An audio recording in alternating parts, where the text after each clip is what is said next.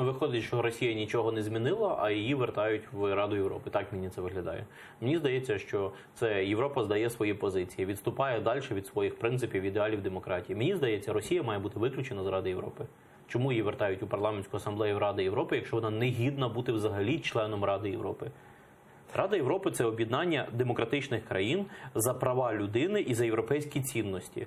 А Росія – це країна, яка розв'язала вже не першу війну в різних куточках світу. Як може бути країна, яка здійснює окупації, членом Ради Європи?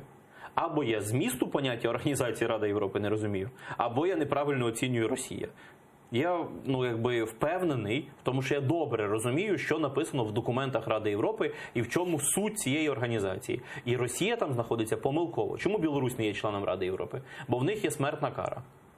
То чому Росія, у якої нема смертної кари, але яка вбиває людей, чому Росія є членом Ради Європи? На мою думку, це неправильний курс. Рано чи пізно Україна повинна поставити це питання дуже голосно і добиватися виключення з Ради Європи Росії, так само, як і з Організації безпеки і співробітництва Європи. Яка це безпека і яке це співробітництво в Європі із країною, яка веде війну?